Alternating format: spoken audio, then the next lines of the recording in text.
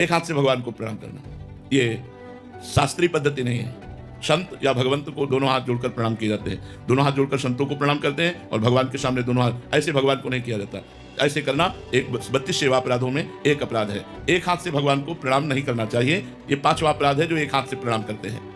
छठा, जब हम भगवान की परिक्रमा देते हैं तो हमारे श्री ठाकुर जी महाराज की 4 परिक्रमा होती है। तो परिक्रमा में आप ऐसे जब चारों तरफ घूमते हैं तो श्री विग्रह के सामने जब आते हैं तो प्रत्येक परिक्रमा में रुकना चाहिए और रुककर प्रणाम करना चाहिए और फिर परिक्रमा देनी चाहिए। जैसे हम ठाकुर जी की ऐसे परिक्रमा दे रहे हैं तो ऐसे परिक्रमा करके आए, फिर प्रणाम किया, फिर दूसरी परिक्रमा, फिर प्रणाम, फिर तीसरी परिक्रमा, फिर प्रणाम, फिर चौथी परिक्रमा, प्रणाम। बहुत महत्वशील है। भगवान की परिक्रमा करना विश्व ब्रह्मांड के समस्त पुण्यों में सर्वश्रेष्ठ है।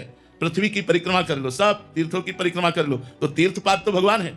भगवान की परिक्रमा कर ली, सबकी परिक्रमा हो गई। अगर 4 परिक्रमा श्री भगवान के मंदिर की कर ली, पूरी पृथ्वी की परिक्रमा हो गई, क्योंकि जितने तीर्थ हैं वो संत और भगवंत के द्वारा ही प्रकाशित हैं और संत भगवंत से हैं और भगवान स्वयं प्रिया प्रीतम विराजमान, उनकी जब परिक्रमा कर ली तो सबकी परिक्रमा हो गई। 4 परिक्रमा और ऐसे रुक करके, जो बिना रुके हुए ऐसे घूमते रहते हैं वो 32 सेवा अपराधों में ये छठा सेवा अपराध है। 7वां, श्री भगवान के श्री विग्रह के सामने पैर फैला के बैठना। मानो आपकी गांठों में दर्द है, आप मंदिर में बैठे तो भगवान के सामने ऐसे पैर फैला दिए, ये अपराध है, आपके पुण्य नष्ट हो जाएंगे। अगर आपके पैर दर्द करते हैं तो आप खड़े खड़े या बैठे बैठे जैसे बने दर्शन कर लीजिए, हट जाइए सामने से। उनके सामने ऐसे जो नहीं जानते हैं और पैर ऐसे सामने फैला दिए, वो अपराध है। भगवान के श्री विग्रह के सामने ऐसे पैर करके फैलाना, ये 32 सेवा अपराधों में 7वां सेवा अपराध है। 8वां, भगवान के श्री विग्रह के सामने घुटने लपेट कर हाथों से बांध कर बैठना।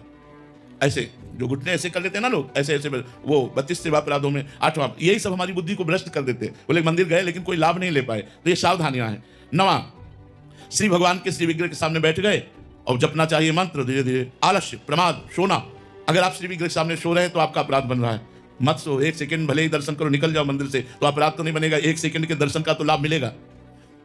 10वां, श्री भगवान के श्री विग्रह के सामने कुछ भी पाना, जैसे आपको कुछ भी मिला तो विग्रह के सामने से हट जाइए और फिर प्रणाम करके, प्रसाद है जो भी, चरणामृत है जो भी, वो सामने से हट जाइए। उनको देखते हुए ऐसे सामने ऐसे नहीं पाना, जो भी मिला है सामने से हट जाइए, एकांत होकर पा लीजिए, हाथ प्रक्षालन कीजिए, फिर दर्शन के लिए आ जाइए।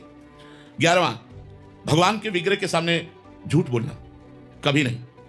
एक तो वहां बात ही ना करे, अगले में आएगा, लेकिन भगवान के सामने कभी और गुरुदेव के सामने, ये 2 जगह कभी झूठ नहीं बोलना चाहिए। महत्व अपराध है। हमें चाहे जितना बड़ा दंड मिले, यदि हमने गलती की है तो अब की है, अब चाहे मुझे क्षमा कर दो, चाहे दंड दो। वैसे तो कहीं झूठ नहीं बोलना चाहिए, पर अगर कहीं हमसे झूठ बोल जाता है तो हम जब भगवत आराधना करते हैं तो भस्म हो जाता है। लेकिन भगवान के सामने अगर हम झूठ बोले मंदिर में, गांव में भी किसी बात का प्रमाण लिया जाता था तो बोला जाता था आप मंदिर में चढ़ के बोल दो, हम मान जाएंगे। तो अगर मंदिर में आप हैं तो झूठ कदापि मत बोलिएगा, इतना ध्यान रखिएगा, नहीं वो अपराध बन जाएगा। भगवान के श्री विग्रह के सामने झूठ बोलना